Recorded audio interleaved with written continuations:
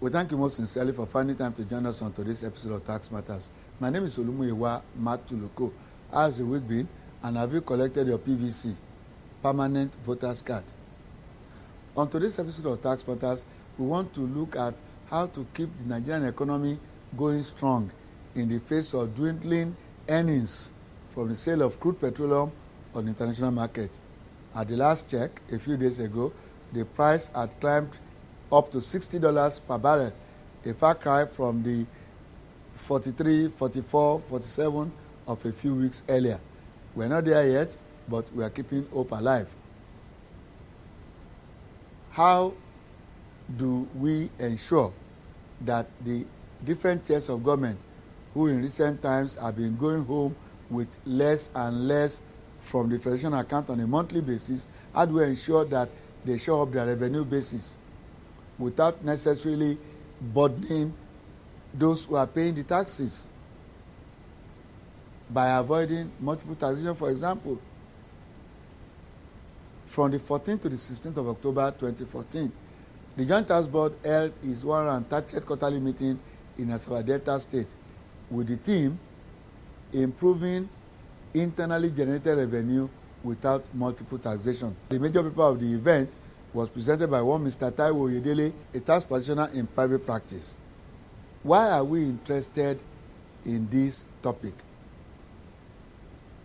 Every business concern is liable to taxation, is liable to paying taxes, whether they are multinationals, big corporations or small corporations, whether they are one-man businesses or partnerships.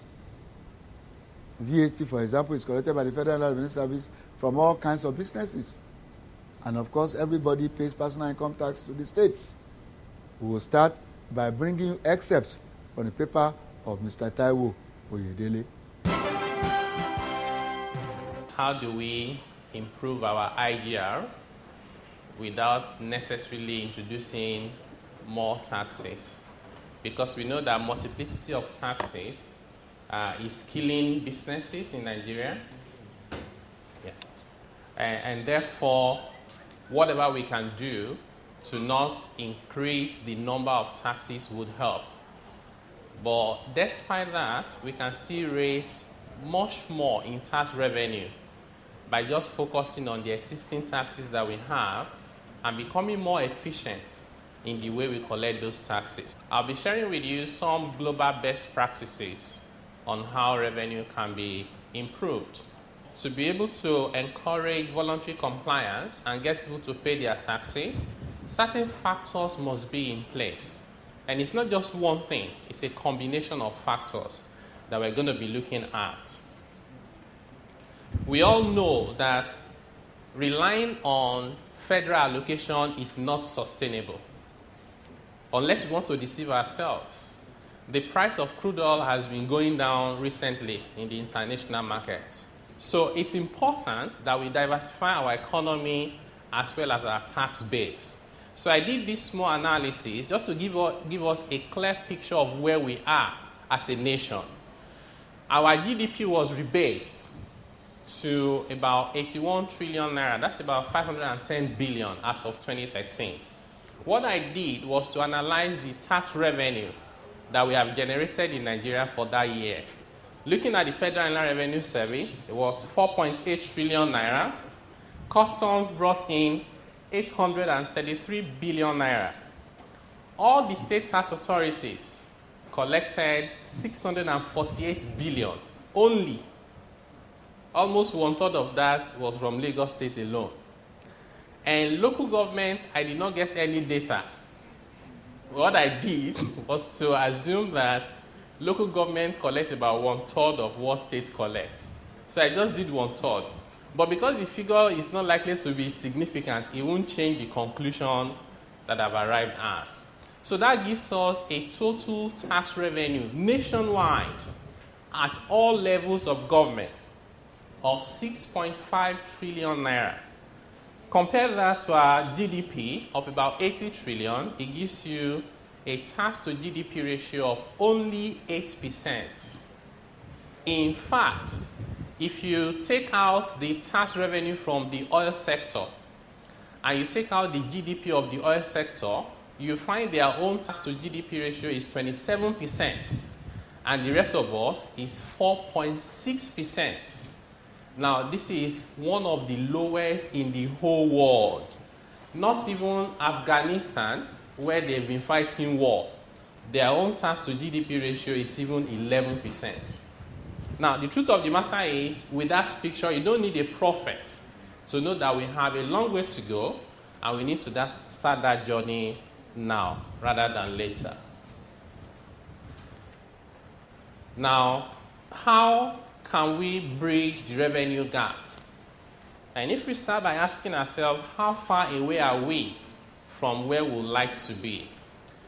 In the long run, we would like Nigeria to have about 20% tax to GDP ratio. That's to go up from 8% to 20%. Don't forget that our GDP continues to grow. What that means is, for us to catch up and do 20%, our tax revenue collection must grow faster than our GDP. So which means a lot of work to be done by those of us in this room. But I'm very optimistic and confident that we can make it happen. So what is the role of the tax authorities in all of this? Currently, we know that we have the approved list of taxes that we can collect. Different people have different issues with that piece of law as to its constitutionality and so on and so forth. I won't go into that. But if you just look at what we have currently within that list, even though other taxes exist outside of that list, you will see that the federal government has 8 different taxes to collect. The state authorities have 11, and local government have 20 taxes to collect. Now, this is just an idea of the list of the taxes that state authorities are to collect.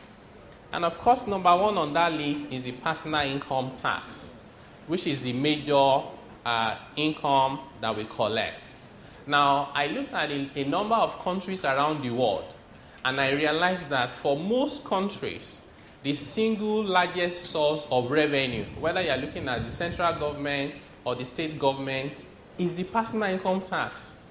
It's much larger than company income tax in most countries around the world.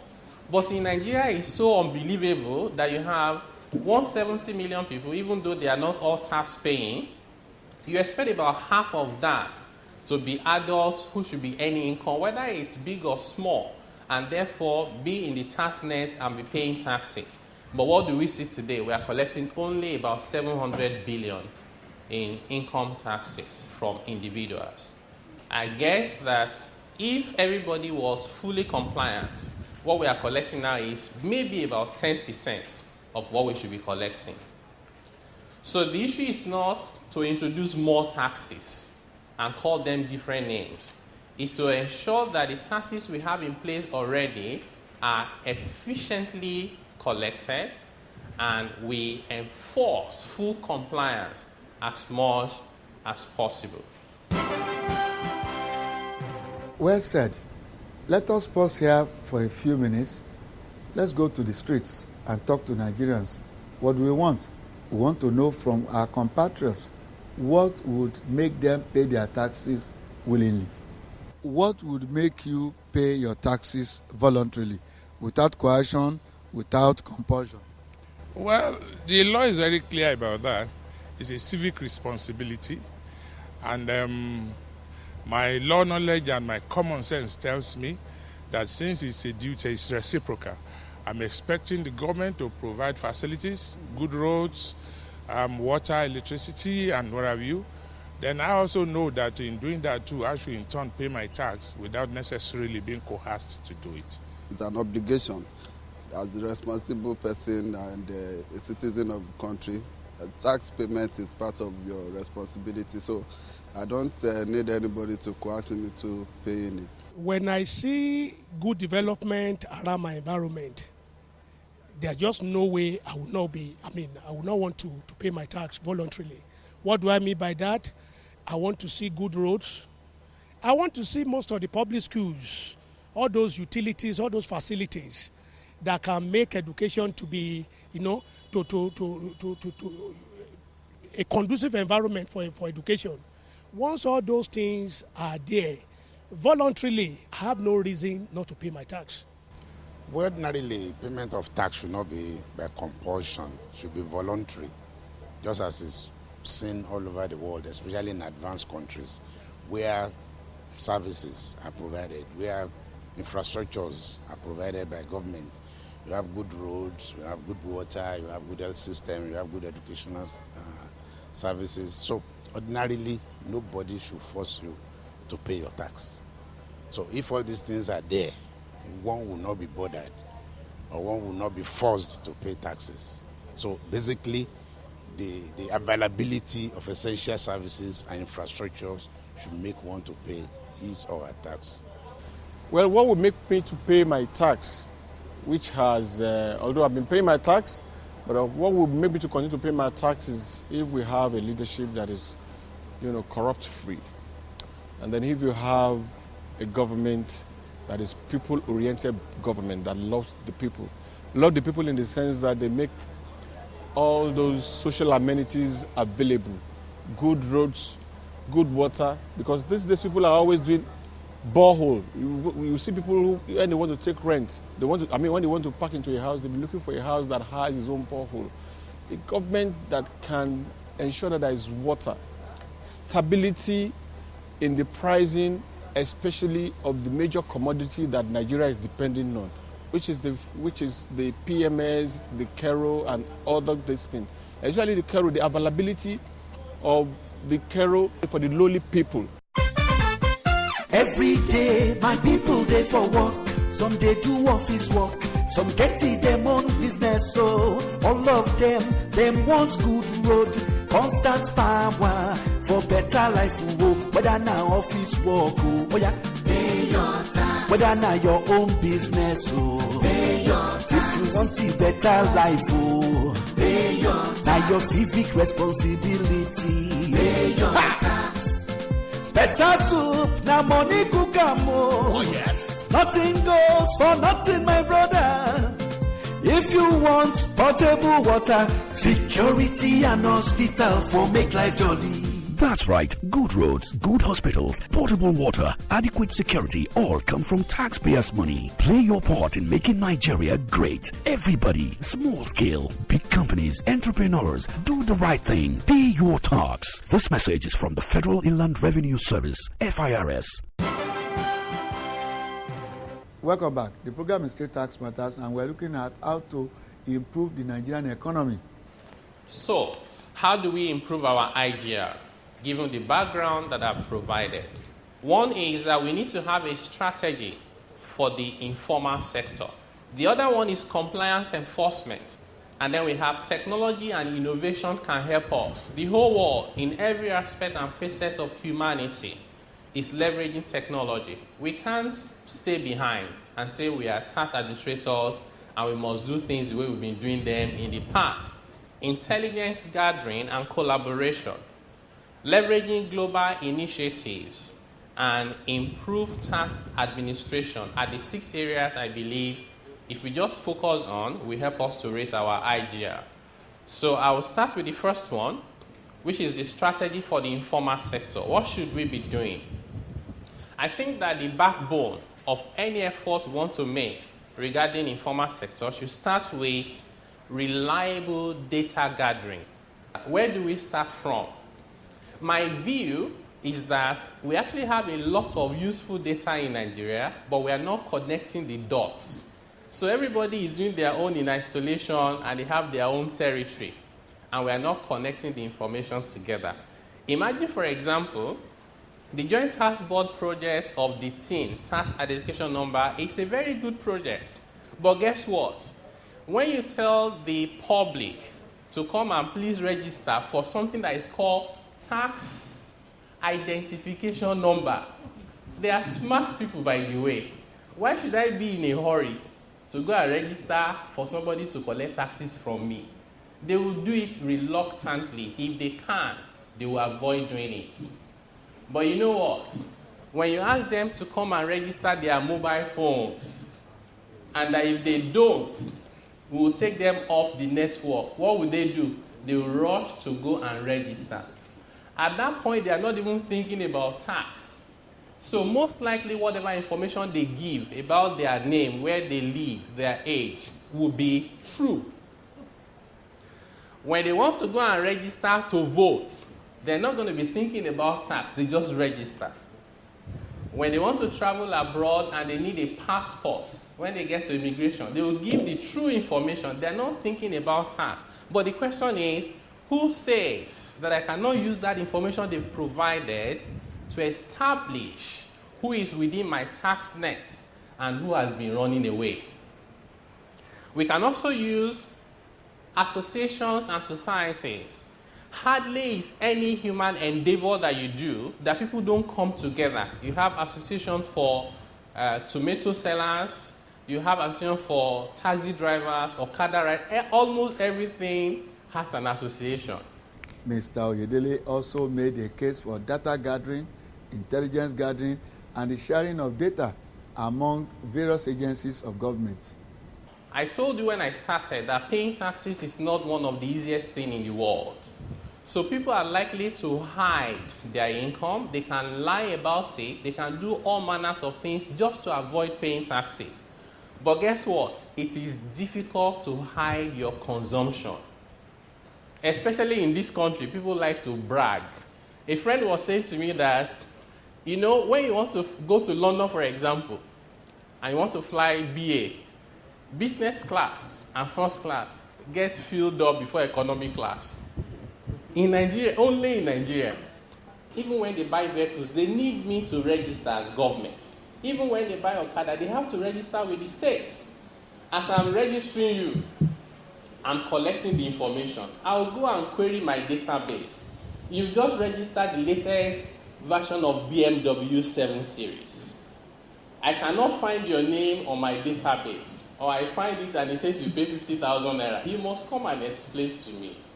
Okay, I'll link the data together. If somebody is riding 4 cars and they are living in the most expensive houses in the highbrow areas, in Abuja, in Lagos, in Port Harcourt, in Warri, all over the country, we should try and relate that to their tax records if they have any. Nigerians today have one of the highest number of private jets of any country in the world. No, and it's growing by the day. Now, people don't buy private jets with 10 million naira. There's no crime in buying private jets, you have the money, but I must check your record. I must see your taxes. If it's not up to what I expect, you have to explain. So we need to collaborate and get intelligence to be able to move forward. Even information from the media. I would expect every state tax authority here to even have at least one staff that what they do every day is just go on websites of companies in Nigeria and see the information they are putting up there. There are some companies that will not even have records with you, and they are telling the whole world about nice things they are doing. If the information is not adding up, I have to be suspicious. I can have a staff who just opens LinkedIn accounts of CEOs and directors in Nigeria, and you see all the stuff they write there about what they have done and what they are doing and where they have been to. They won't give that information freely to the taxman. They are not stupid. But I can get that information indirectly and use it to enforce compliance with taxes. There's the Corporate Affairs Commission, there's the Land Registry. My message is, let's make use of the available data that we have to ensure that we're able to enforce voluntary compliance. If you ask me, there's no hiding place. Let's move on to enforcement of compliance. What do you do to recalcitrant taxpayers? The reason why, for some of us who live in Lagos, you would find that a person drives against traffic. All the signs are there. It says, go this direction only. Because there's traffic in this direction, the guy faces the other side. Or you see the traffic light that says, red, stop. You look around and people zoom off. Those same people, give them 6 hours and they land in London and they dare not attempt, in fact, it won't even come to their mind to do that. What's the difference between the two? It's not that people who live in Europe are saints. It is because there has been a system that has been created such that when you not comply with the rules, there are consequences. Human beings don't like anything that will impact on them negatively, so they run away from it. So the difference is if I drive through a red traffic light in London, there's a camera that picks my information. My data for that car is registered and is tied to me with my address. And then I get the fines and my warning. I cannot beg the camera. The same thing applies to taxation. If I can avoid and in some cases evade and get away with it, why would I want to part with my money? But when they know that there are consequences, people then comply. On the use of technology? So, how can we use technology and innovation to help? A lot. Today, more than 112 million Nigerians have mobile phones. That is far more, in fact, more than 3 times the number of those who have bank accounts. So what that means is, if I can come up with an innovation that helps me to connect with taxpayers using technology platform of mobile phone, I can reach almost everybody. In fact, I can almost say with certainty that almost everybody who earns income that is liable to tax is likely to have a mobile phone. Okay? So hardly would you find a potential taxpayer who does not have a mobile phone. There will not be many. All right? So we find instances where, for example, you can use social media. You can come up with a way that people can actually scratch cards or mobile payment to pay their taxes. They can get assessments on their phones. We can use social media to connect with them, not only in terms of asking them to pay taxes, but also telling them about things we've done with the taxes they have paid. In Tanzania, one of the things they did was to do raffle draws. If you go and buy goods and services that are liable to VAT, government announced that you must please collect the receipts and ensure that there is VAT, because you can then text there's a code, you can text it to a database, and at the end of every month, they do a raffle draw and people win cars and all manners of things. If I know that I can win a car, why won't I say I want my receipt with VAT? And then that person, because he has put VAT on the form, and I've tested the code to government, if he has not remitted, government knows. Okay? So we're not saying that any of these methods will work perfectly well, but we're just saying that these are things we may want to consider. Still on the use of technology, what our respondents had to say in that regard was illuminating. How do you think life can be made easier, how things can be made better in the area of filing and payment of taxes? You should be able to pay within the comfort of your room. You sit in the comfort of your room and you pay. Put in your card, deductibles, and it goes to the account. By so doing, there will be corruption. Nobody's going to use your money. You're not paying cash, but it goes to the account. Well, now everything is on IT. I believe government should have made sure that most things are being done electronically, because I know in other countries, people don't even need to go to tax office before things is being done. In Tickle of an Eye, you do whatever you need, pay your this thing through the platform they must have given you, that is through the banks, So you don't need to, except if you have exceptional cases, you can visit the office. But if you don't have much, I think things should be done electronically. Electronically, you can solve a lot of problems. So bottleneck of this and that, and also you notice that when you use that method, you reduce overhead. The tax office too, we have less people to pay. With regard to the use of technology for the filing and payment of taxes, we must emphasize here, we must say it loud and clear, that the Federal Inland Revenue Service and indeed many of the state boards of internal revenue have already keyed in to this platform. At the Federal Inland Revenue Service, there is what is called ITAS, Integrated Tax Administration System. Under ITAS, taxpayers can now file their returns online and can make payments online. In fact, as it is today, many big corporations are already conducting their business online. We ask taxpayers to visit the website of the FRS, www.frs.gov.ng. On that website, you will find the office locator that will take you to the closest FRS office to you. There is a tax calculator that if you key in the parameters, if you key in your details, it will bring out your tax liabilities for you. Right now, as we speak, the FRS automatically credits the accounts of those who have TIN numbers with withholding taxes deducted from their payments. And withholding tax credit notes are now printed instantly. A few years ago, the FRS introduced the tax card, which a lot of taxpayers failed to take advantage of. The fact is that, as it is today, when it comes to the use of technology to make things better, to make life easier for the taxpayer, the FRS is light years ahead. We thank you most sincerely for watching today's episode of Tax Matters. Have a blessed week ahead.